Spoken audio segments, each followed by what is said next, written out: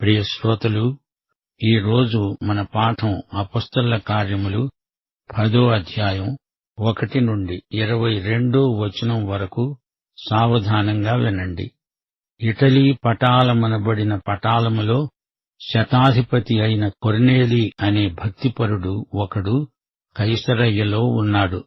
అతడు తన ఇంటివారందరితో కూడా దేవుని యందు భక్తి గలవాడై ఉండి ప్రజలకు బహు ధర్మము చేస్తూ ఎల్లప్పుడూ దేవునికి ప్రార్థన చేసేవాడు. పగలు ఇంచుమించు 3 గంటల వేళ దేవుని దూత అతని వద్దకు వచ్చి, కొర్నేలీ అని పిలవటము దర్శనమందు తేటగా అతనికి కనపడింది. అతడు దూత వైపు తేరిచూచి భయపడి, ప్రభువా, ఏమిటి అని అడిగాడు. అందుకు దూత అన్నాడు, నీ ప్రార్థనలు, నీ ధర్మకార్యములు దేవుని సన్నిధికి జ్ఞాపకార్థముగా చేరినవి. ఇప్పుడు నీవు యొప్పేకు మనుష్యులను పంపి పేతురు అనే మారు పేరు గల సీమోనును పిలిపించు. అతడు సముద్రపు దరిని ఉన్న సీమోను అనే ఒక చర్మకారుని ఇంట దిగి ఉన్నాడు. అతనితో మాట్లాడిన దూత వెళ్లిన పిమ్మట అతడు తన ఇంటి పనివారిలో 2 తన వద్ద ఎల్లప్పుడూ కనిపెట్టుకొని ఉండే వారిలో భక్తిపరుడైన ఒక సైనికుణ్ణి పిలిచి వారికి ఈ సంగతులన్నీ వివరించి వారిని యొప్పేకు పంపాడు. మరునాడు వారు ప్రయాణమైపోయి పట్టణాన్ని సమీపించినప్పుడు పగలు ఇంచుమించు 12 గంటలకు పేతురు ప్రార్థన చేసుకోవడానికి మిద్దె మీదికి ఎక్కాడు. అప్పుడతడు మిక్కిలి ఆకలిగొని భోజనము చేయగోరాడు. ఇంటివారు సిద్ధము చేస్తూ ఉండగా అతడు పరవశుడై ఆకాశము తెరవబడడము, 4 చెంగులు పట్టి దింపబడిన ఒక విధమైన పాత్ర భూమి మీదికి రావటము చూచాడు. అందులో భూమియందున్న సకల విధములైన చతుష్పాద జంతువులు, ప్రాకే పురుగులు, ఆకాశ పక్షులు ఉన్నాయి. అప్పుడు ఒక శబ్దము అతనికి వినబడింది, పేతురు, నీవు లేచి చంపుకొని తిను. అయితే పేతురు అన్నాడు, వద్దు ప్రభువా, నిషిద్ధమైనది అపవిత్రమైనది ఏదైనా నేను ఎన్నడూ తినలేదు. 2వ మారు ఆ శబ్దము అతనికి వినపడింది, దేవుడు పవిత్రము చేసిన వాటిని నీవు నిషిద్ధమైనవిగా ఎంచవద్దు. ఈలాగు 3 మారు జరిగింది. వెంటనే ఆ పాత్ర ఆకాశానికి ఎత్తబడింది. పేతురు తనకు కలిగిన దర్శనము ఏమై ఉండవచ్చునో అని తనలో తనకు ఎటూ తోచకుండా ఉండగా కొర్నేలి పంపిన మనుష్యులు సీమోను ఇల్లు ఏది అని విచారించి తెలుసుకొని వాకిట నిలిచి ఇంటివారిని పిలిచి అడిగారు, పేతురు అనే మారుపేరు గల సీమోను ఇక్కడ దిగి ఉన్నాడా? పేతురు ఆ దర్శనమును గూర్చి యోచిస్తూ ఉండగా ఆత్మ అతనితో చెప్పాడు, ఇదిగో 3 మనుష్యులు నిన్నే వెతుకుతున్నారు. నీవు లేచి కిందికి దిగి సందేహించక వారితో కూడా వెళ్ళు. నేను వారిని పంపి ఉన్నాను. పేతురు ఆ మనుష్యుల వద్దకు దిగివచ్చి వారినడిగాడు, ఇదిగో, మీరు వెతికేవాణ్ణి నేనే. మీరు వచ్చిన కారణమేమిటి? వారు చెప్పారు, నీతిమంతుడు, దేవునికి భయపడేవాడు, యూదజనులందరి వలన మంచి పేరు పొందినవాడు అయిన శతాధిపతి అయిన కొర్నేలి అనే మనుష్యుడున్నాడు. అతడు నిన్ను తన ఇంటికి పిలువనంపించి నీవు చెప్పే మాటలు వినాలని పరిశుద్ధ దూత వలన బోధించబడ్డాడు. అప్పుడతడు వారిని లోపలికి పిలిచి ఆతిథ్యమిచ్చాడు. ప్రియ సోదరీ సోదరులారా, వింటున్నారా? కొర్నేలి రోమక సైన్యాధిపతి.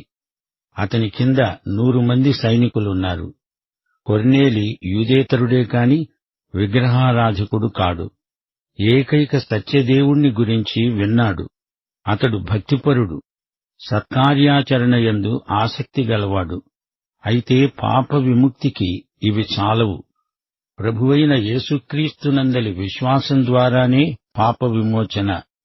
కొర్నేలి రక్షణకు అవసరమైన సత్యం దేవుడు అతనికి బయలుపరిచిన విధానం విచిత్రంగా ఉంది. దేవుడిచ్చిన కొద్ది వెలుగును కొర్నేలి అంగీకరించాడు గనుక సంపూర్ణమైన వెలుగును దేవుడతనికి అనుగ్రహించాడు. కొర్నేలి సత్యాన్ని వినడానికి దేవుడు మార్గం ఏర్పరిచాడు. పేతురును సిద్ధపరిచాడు. సువార్త చెప్పేవాణ్ణి, వినేవాణ్ణి ఇద్దరినీ దేవుడే సిద్ధపరుస్తాడు. పేతురు భక్తిగల యూదుడు. పవిత్రం అపవిత్రం అనే విచక్షణ పాత నిబంధనలోని లేవియకాండం 11వ అధ్యాయంలో ఉంది. దీని మీద ఆధారపడిన వివేచన అతనికి ఉంది. వద్దు అంటూ ప్రభువుకే ఎదురాడుతున్నాడు. ప్రభువా వద్దు అంటున్నాడు. ప్రభువైతే అవును అనాలిగాని వద్దు, కాదు, కూడదు అనవచ్చునా? ఆహార పదార్థాలను గురించిన పాత నిబంధన నిషేధాన్ని దేవుడు కొత్త నిబంధనలో రద్దు చేశాడు, కొట్టేశాడు. కొర్నేలి మనుషులు యూదేతరులని, వారితో వెళ్లడానికి పేతురు ఇష్టపడడని పరిశుద్ధాత్మకు తెలుసు.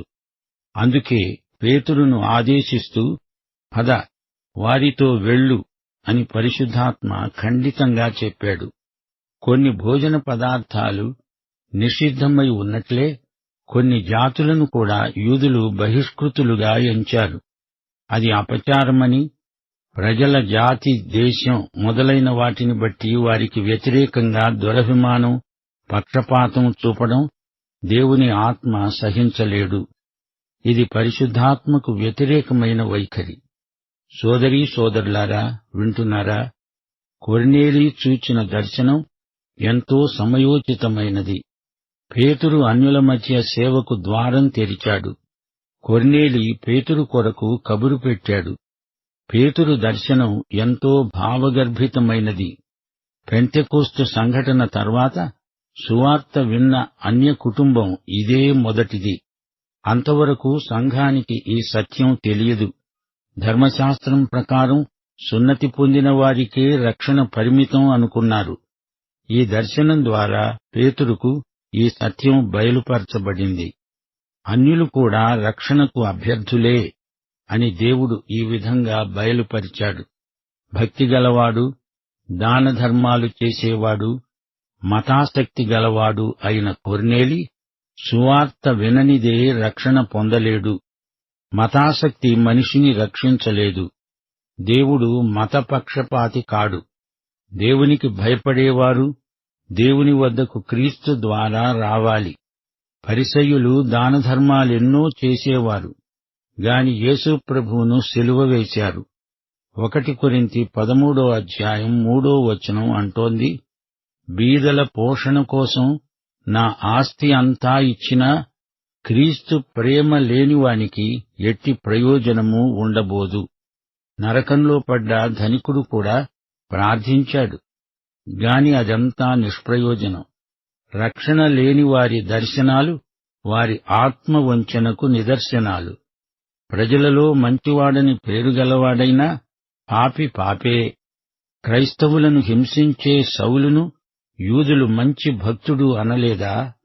ఇక ఉపవాసాలందామా? పాపులు, దేవుణ్ణి ఎరగనివారు ఉపవాసాలుండి దేవుని దయను పొందగలము అనుకుంటున్నారు. ఇది కేవలం భ్రమ మాత్రమే. సోదరీ సోదరులారా, ఆలోచించండి. వేషధారులు ఉపవాసముంటారు. కొర్నేలికి ఎన్ని సుగుణములున్నా అతడు సువార్తను వినాలి, నమ్మాలి.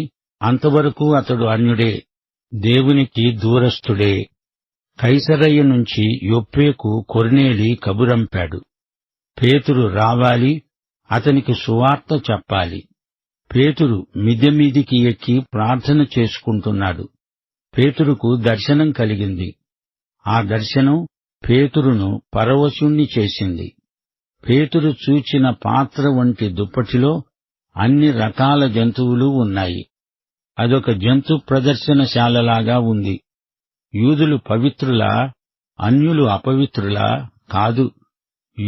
యూదేతరులందరూ దేవుని రక్షణాత్మక సంకల్పంలో ఉన్నారు. యేసు అందరికీ రక్షకుడు, అందరికీ ప్రభువు. సంఘం పుట్టి 8 సంవత్సరాలైంది, గాని ఒక్క అన్యుడూ అందులోకి రాలేదు. పేతురు చంపుకొని తిను అనగా ఈ జంతువులన్నీ లోకములోని జాతులకు సంకేతం. వీరందరి కొరకు బలి అయిన యేసు ప్రభువును బట్టి అన్నీ పవిత్రం చేయబడినాయి. ధర్మశాస్త్రం కాదిది, కృప. కాలము సంపూర్ణమైంది. రక్షణ సువార్త అన్యుల దగ్గరికి వచ్చేసింది. పేతురు ఈ సత్యాన్ని, ఈ చేదు నిజాన్ని ఒప్పుకొని తీరాలి. క్రీస్తునందు జాతి మత కుల వివక్ష లేదు. అందరూ పాపులే. అందరి పాపాలకు పరిష్కారం యేసుక్రీస్తే.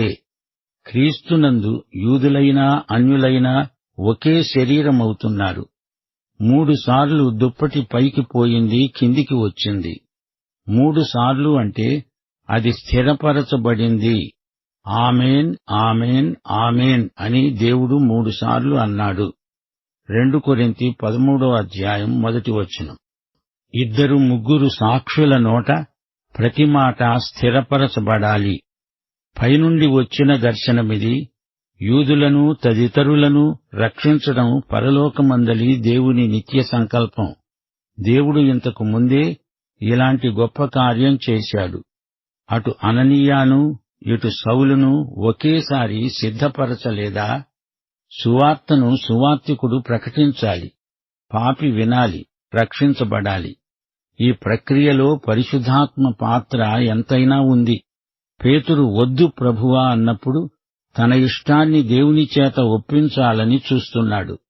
ఒకసారి ప్రభువు పేతురుతో అన్నాడు, నీవింతవరకు నీ నడుము కట్టుకొని నీకిష్టమైన చోటికి వెళ్ళావు. ఇక మీదట నీవు చేతులు చాపుతావు. వేరొకడు నీ నడుము కట్టి నీకిష్టము కాని చోటికి నిన్ను మోసుకపోతాడు. ఆ మరొకడు పరిశుద్ధాత్మే. యేసు తన తండ్రికి ఇష్టమైనదే చేశాడు. నా చిత్తము కాదు తండ్రి, నీ చిత్తమే సిద్ధించునుగాక అని ప్రార్థించాడు. శిలువ మరణ పర్యంతము తన తండ్రికి విధేయుడయ్యాడు. విశ్వాసి తన చిత్తమును కాదు, దేవుని చిత్తమునే గుర్తించి ఆయన చిత్తమందే ఆనందిస్తాడు. యేసు చూపిన విధేయత ఆయన తండ్రి చిత్తము నెరవేర్చటంలో, ఆయన పని ముగించటంలో మనకు తేటగా కనిపిస్తోంది. ఆయన సేవా జీవితమంతా శిలువ పథంలోనే గడిచింది. హెబ్రీ పత్రిక 5:8 ఆయన కుమారుడై ఉండి తాను పొందిన శ్రమల వలన విధేయతను నేర్చుకున్నాడు. ఆయన ఒక శిశువై పశుల తొట్టిలో పరున్నప్పుడు అది తండ్రి చిత్తమును నెరవేర్చటానికే. లూకాసు వార్త 9:58 ప్రభువు అన్నాడు, నక్కలకు బొరియలున్నాయి, ఆకాశ పక్షులకు గూళ్లు ఉన్నాయి, గాని నాకు తలవాల్చుకోవడానికి కూడా స్థలం లేదు. ఇది స్వచ్ఛందంగా తనకు తానై తన తండ్రి చిత్తమునకు అంకితమైపోవటాన్ని వ్యక్తపరిచే సాక్ష్యం. లూకాసు వార్త 8:3 అనేకులు తమకు కలిగిన ఆస్తిలో యేసుకు ఆయనతో కూడా ఉన్నవారికి ఎంతో పరిచర్య చేశారు. యేసు దేవుని కుమారుడై ఉండి, దేవునితో సమానుడై ఉండి, ఈ లోకంలో ఇతరులపై ఆధారపడడం గమనించాలి. ఆయనదే అంతా. అయినా ఒక మానవుడై మన మధ్య ఆయన జీవించాడు. యోహాను సువార్త 13:14 యేసు తానే మనకు మాదిరిగా ఏమన్నాడు? ప్రభువును బోధకుడను అయిన నేను మీ పాదములు కడిగిన ఎడల మీరు ఒకరి పాదములు ఒకరు కడుగవలసిందే. ప్రభువు దేవుడై ఉండి సేవకుడుగా మనకు పరిచారం చేశాడు. ఇదే మనస్సు మనము కలిగి ఉండాలి. సేవ చేసే మనస్సు మనకు కలిగించడానికే పరిశుద్ధాత్మ మనలో ఉన్నాడు. ప్రభూ, నీవేది చెప్పినా చేస్తాను అనడం మన అంకిత భావాన్ని సూచిస్తుంది. ఆయన ప్రభువు కాబట్టి ఆయన మనకేది చెప్పినా అది శిలాశాసనమే. రోమాపత్రిక 14:7-8 మనలో ఎవడూ తన కోసమే బ్రతకడు, ఎవడూ తన కోసమే చనిపోడు. మనము బ్రతికినా ప్రభువు కోసమే బ్రతుకుతున్నాము, చనిపోయినా ప్రభువు కోసమే చనిపోతున్నాము. కాబట్టి మనము బ్రతికినా చనిపోయినా ప్రభువు వారమై ఉన్నాము. తాను మృతులకు సజీవులకు ప్రభువై ఉండడానికే, ఇందునిమిత్తమే కదా క్రీస్తు చనిపోయి మరల బ్రతికాడు. పేతురు కొర్నేలి ఇంటిలో చేసిన ప్రసంగంలో ఇదే సత్యాన్ని అనుభవంలోంచి బోధించాడు. దేవుడు పక్షపాతి కాడు. సోదరీ సోదరులారా, వింటున్నారా? పేతురు ప్రభువు మాట చొప్పున కైసరయ్యకు కొర్నేలి ఇంటికి వెడుతున్నాడు. అపొస్తలుల కార్యముల గ్రంథమని ఈ పుస్తకాన్ని మనం వ్యవహరిస్తాము గాని పరిశుద్ధాత్మ చర్యలు అనే శీర్షిక ఈ పుస్తకానికి తగింది. పేతురు కొర్నేలి భేటీతో పరిశుద్ధాత్మ చర్య మనకు స్పష్టంగా కనపడుతుంది. శ్రోతలు, కొర్నేలి ఇంటిలో ఆ కూడికను ఏర్పరచింది, సాధ్యపరిచింది పరిశుద్ధాత్మే. క్రీస్తు పునరుత్థానానంతరం జరిగిన సేవ అంతా పరిశుద్ధాత్మ జరిగించిందే. క్రీస్తు యేసు యొక్క సంఘ చరిత్ర ఆరంభంలో జరిగిన సేవా వివరాలు ఈ గ్రంథంలో ఉన్నాయి. క్రీస్తు పునరుత్థానం నుండి 30 సంవత్సరాల సంఘ జీవితము, సేవ మనకు ఈ రోజున ఎంతో మార్గదర్శకం. పరిశుద్ధాత్మ దిగిరావటంతో సంఘ చరిత్ర ఆరంభమైంది. పెంటెకోస్తు రోజున పేతురు ప్రసంగం, ఆ తరువాత కొర్నేలి ఇంటిలో పేతురు చేసిన రెండో ప్రసంగం, ఈ 2 ప్రసంగాలు ఎంతో కీలకమైనవి. కొర్నేలి సంఘానికి చేర్చబడిన మొదటి అన్యుడు. ఆదిమ సంఘంలో ఐక్యత మనకు ఆదర్శప్రాయం. అననీయ సప్పీరాలు, ఆ తరువాత గారడీ సీమోను అనే 2 వ్యక్తుల అపసవ్య ధోరణిని పేతురు ఎండగట్టాడు.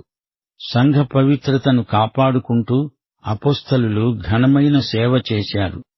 అపొస్తలుల అద్భుతాలు వారి వాక్య ప్రకటనను ఇంకా బలపరిచాయి.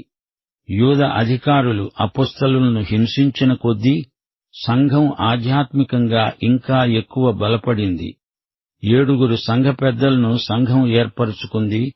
ఆ 7 స్తెఫను, ఫిలిప్పు సంఘ విస్తరణకు నాందీ వాచకం పలికారు. స్తెఫను హతసాక్ష్యం నుండి అలాంటి అనేక సాక్ష్యాలు సంఘములో నుండి పుట్టుకొచ్చాయి. ఫిలిప్పు సమరయ్యలో గొప్ప ఉజ్జీవానికి సాధనమయ్యాడు. అన్యుల మధ్య సువార్త సేవకు ఫిలిప్పు సాధనంగా పరిశుద్ధాత్మ చేత వాడబడడం విశేషం. ఫిలిప్పు ఇథియోపియా దేశస్థునికి సువార్త ప్రకటించాడు. ఆ విధంగా సువార్త ఆఫ్రికాకు వెళ్లిపోయింది. దమస్కు మార్గంలో తార్సు సౌలు తాను ఒక సువార్త సేవకుడుగా అననీయ ద్వారా అభిషేకించబడడం విశేషం. సౌలు సువార్తను ప్రకటిస్తుంటే కొందరికి ఆశ్చర్యం కలిగింది. మరికొందరికి ఎన్నో అపోహలు కలిగాయి. ఐనయాను స్వస్థపరిచి చచ్చిన దోర్కాను బ్రతికించాడు పేతురు. ఈ పరిణామమంతా కొర్నేలి ఇంటిదాకా వచ్చింది. యేసును ఎరగని భక్తి దేవుని దృష్టిలో భక్తి కానే కాదు. సోదరీ సోదరులారా, లోకంలో దేవుణ్ణి, ఆయన కుమారుణ్ణి ఎరుగని భక్తులకు సువార్త ప్రకటించాలి అని కొర్నేలి ఉదంతం మనల్ని హెచ్చరిస్తోంది. వింటున్నారా? 1 తిమోతి 3:16 ఏమంటోందో విన్నారా? నిరాక్షేపముగా దైవభక్తిని గురించిన మర్మము గొప్పది. ఆయన సశరీరుడుగా ప్రత్యక్షుడయ్యాడు. ఆత్మ విషయములో నీతిపరుడని తీర్పు నొందాడు. దేవదూతలకు కనపడ్డాడు. రక్షకుడని జనములలో ప్రకటించబడ్డాడు. లోకమందు నమ్మబడ్డాడు. ఆరోహణుడై తేజోమయుడయ్యాడు. భక్తి అంటే యేసును ఎరిగి ఉండటమే. భక్తి అంటే లేఖనము ప్రకారం నిత్య జీవ ప్రాప్తి. ప్రియ సోదరుడా, సోదరి, నీవు ఈ యేసును నీ స్వకీయ రక్షకుడుగా, ప్రభువుగా ఎరుగుదువా? నీ తీర్మానానికి ఇదే అనుకూల సమయం, ఇదే రక్షణ దినం. పాఠం ఇంతటితో సమాప్తం. ప్రభువైన యేసుక్రీస్తు వారి కృప, తండ్రి అయిన దేవుని ప్రేమ, పరిశుద్ధాత్మ అన్యోన్య సహవాసము మనకందరికీ నిత్యత్వము పర్యంతము తోడై ఉండునుగాక. ఆమేన్.